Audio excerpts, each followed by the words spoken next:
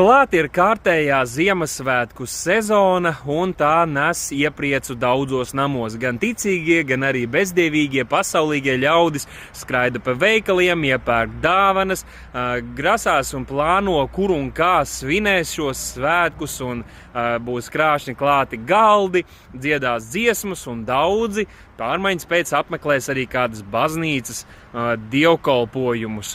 Un, ziniet, no vienas puses var teikt, jā, cik liels prieks, atkal daudz dzirdēs par Jēzu, un arī lielveikalos un citās vietās tiek skan šīs dziesmas. Bet, ja paskatāmies no citas perspektīvas, tad šī atkal ir sezona, kad daudzu sirdis vēl vairāk tiks nocietinātas pret evaņģēliju, pret Kristu, pret Dievu, kad viņi vēl vairāk pieķersies savām kārībām, saviem grēkiem un atsacīsies padoties Dievam. Un to veicinās tas, ka visapkārt viegliprātīgi tiek sludināts un mācīts par Kristus bērniņu un nevis kungu, kurš nāks tiesāt dzīvus un mirušos, kuru priekšā mēs reiz stāvēsim, un ka katrs grēcinieks saņem sodu, neviens neizspruks sveikā cauri, nekur, un reti kurā baznīcā izskanēs aicinājums atgriezties no grēkiem, ticēt uz evaņģēliju, sekot Kristum. Tas bieži tiks nonivelēts, lai tas saskanētu ar kopējo Ziemassvētku garu un labo sajūtu, kādu bez šaubām cilvēki nāk, lai to piedzīvot un lai to sajust. Jautājums, tas, ko gribu uzdot, ir, vai tie ir tiešām kristīgi svētki, kas saskana ar Kristus mācību un to, ko arī agrīnie kristieši darīja.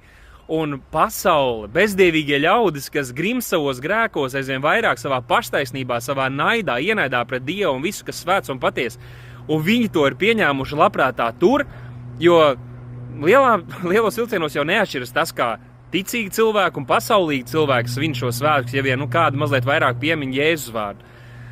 Vai arī tieši otrādi, tie ir pasaulīgi, bezdievīgi svētki un tradīcijas, kuras kristieši ir pieņēmuši un padarījuši kā kristīgojuši un uzskata, ka viņi dara lietas tam kungam par godu un iepriecina viens otru un to kungu, turoties pie šīm tradīcijām. Esat varbūt redzējuši tos rullīšus, kur Jēzus sarunājas ar kādu kristietu, viņš saka, jā, mēs sekojam tev, un mēs svinam arī tavu dzimšanas dienu. Un kā tad jūs to dienu saucat? Ziemassvētki. Un kāpēc tā? Bet kā tad jūs to svinat? Mēs ejam pa veikaliem, mēs sapērkam dāvanas, izšķērdējot daudz laika un enerģijas un arī resursus, un tad dāvinām viens otram. Un mums ir arī Ziemassvētku eglīte, ko mēs esam izdekorējuši. Jā, brīnišķīgi. Tā tad mēs svinam Kristus dzimšanas dienu. Redziet, agrīnā draudze katru dienu svinēja Kristus augšām celšanos. Varbūt, ka uz to mums arī būtu jāliek fokus šajā laikā.